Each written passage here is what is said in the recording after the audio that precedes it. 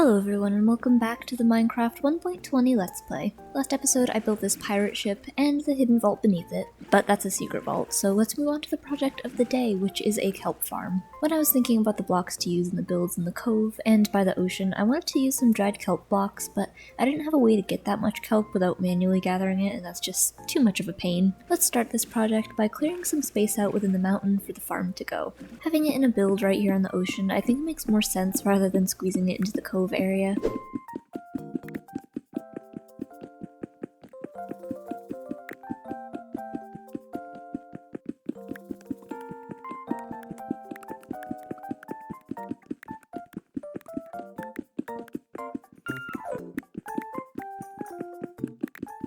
And don't worry, I am planning on having a build here to cover all this up.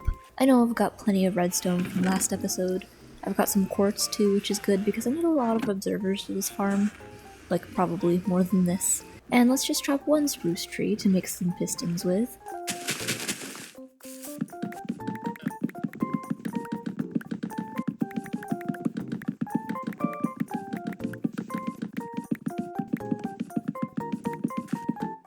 These need to be laid out in a descending pattern towards the front so that the water flows down and the kelp can be collected.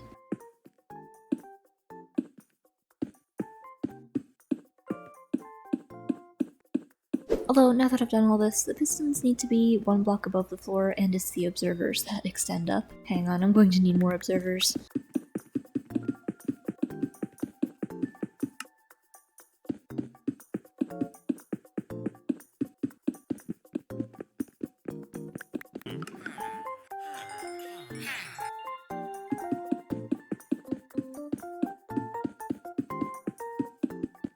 We've got the mechanical system down for the most part. When the kelp grows up to here, the piston will fire and break it. However, the kelp needs light, and the whole thing is enclosed in the mountain, so let's go to the clerics again and trade for glowstone.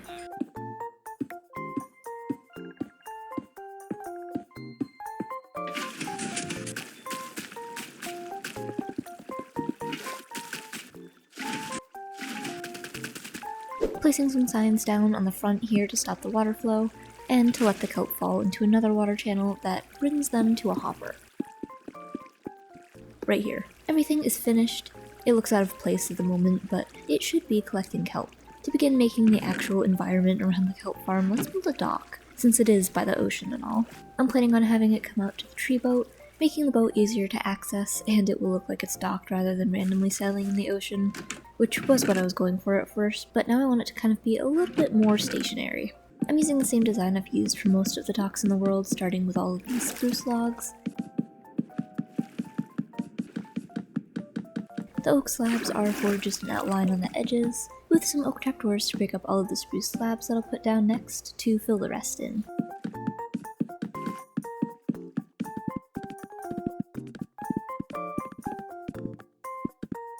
I was considering adding bamboo trim like I've done in previous docks, but I think it'll be too much for this area and what I've got planned.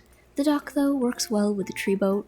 After we finish off the main build, I might extend the dock to connect with the fishing hut so that I can run all the way out here without taking a boat. I need to clear all of the redstone stuff out of my inventory and get started on the material gathering for this. The main block I know that I want to use is stone bricks. It's a good block to use for seaside builds, and I've got so many stacks of stone from digging underground last episode. To use up more of the stones that are overflowing my weak storage system, I'm gathering some regular stone materials as well as some andesite. For darker tones, blackstone and deep slate bricks will work well with the stone bricks.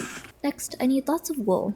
Since I've built the sheep wool farm, I've had an excess amount of the lesser used colors, so I'm trying to make more use of them. I need light blue and cyan wool for the roof, and light grey wool for another color that works well with stone bricks and the andesite. I really tried to use a lot of this one because I've literally never used it before. Now, over at the copper aging room, I need about a stack of copper, I think. These last few blocks that are aging are the only copper that I've got left, so I really need to smelt some more soon. Just not right now. I need glass as well, and to buy it I need more emeralds, so I'll trade away some pumpkins and melons real quick. And I've got some dyes in the bee house. I'm making mostly cyan glass. I do need light blue, but I've got some random light blue glass already here that I don't need to make. And finally, I need some spruce wood.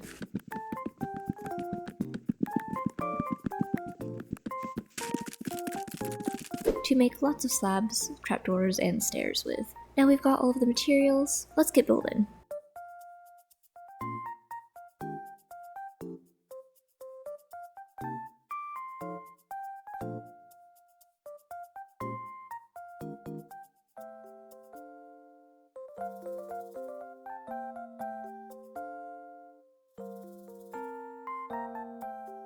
Well, after a bit, the build is finished, and we've got a nice ocean-themed factory building here. However, there is still a problem. Most of it is floating on the water, and you can definitely see it from far away like this, which is where I'm going to be viewing it most of the time. It's going to take a lot of blocks to reach the seafloor, so instead of mining for more blackstone, I'm using dirt.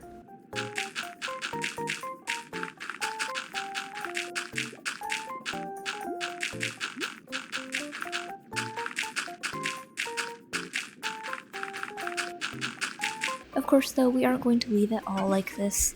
We can easily turn it to mud with a water bottle. Not filling it completely with mud, but just a few blocks randomly so it looks like it's kind of running down, even though it's underwater.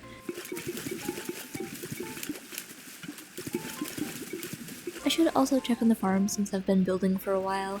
And we've got a few stacks, that's really good I think. The farm though doesn't really have a place in here, and the room doesn't even have a floor, so let's do that first. I've still got loads of andesite, which I can polish, and use for the floor in here.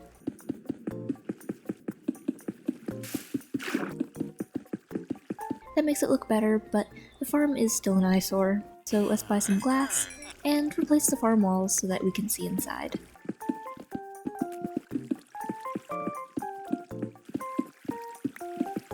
It still needs some work after the glass, so I'll make some adjustments to it to fit into the wall better.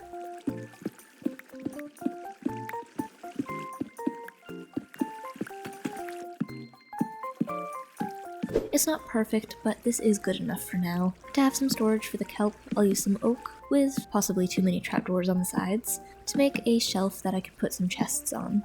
I do want the kelp to be smelted into dried kelp, so I need some furnaces. Just 2 right here for now, and I'll use walls as the chimneys going up into the tower. I'm just kind of randomly placing these though, since the tower is kind of too small to actually really do anything with, so it's probably just going to be empty. I can actually reverse the direction of the water flow on this to move that chest so that it can actually be in the main room, and get rid of this whole corridor.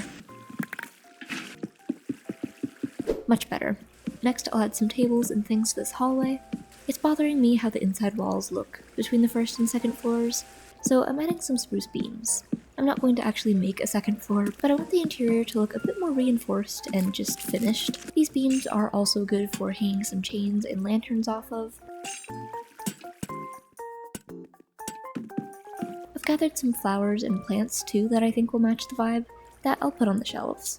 Another cool thing that I think would work in this space is a boat lift. Since I'm kind of like going more towards the boat making factory type thing, even though this is literally just for kelp, but starting with the iron bars and some chains, going down to some slabs that actually hold the boat, and 1 birch chest boat on top. Okay, well it tilted a bit so it's not on straight, but that's fine. Some other details around like campfires as a track that they build the boats on, a few bottles with glass in the plant pots. I wish I had some sea pickles, but for some reason I didn't get those when I was at the coral reef last episode, and some tables out here on the dock. One last thing could be more campfires, but this time as shelves with some fish on them. I think that just adds a nice little detail to this corner here. I was going to connect the dock to the dock of the fishing hut, but I probably won't this episode. It's good like this for now. But with that, the kelp farming factory is complete. We've got an interior with the actual farm that has produced lots of kelp. There's furnaces to smelt it, and a bunch of storage. But that's all of the time that I've got for today's video. Thanks for watching, and I will see you in the next one.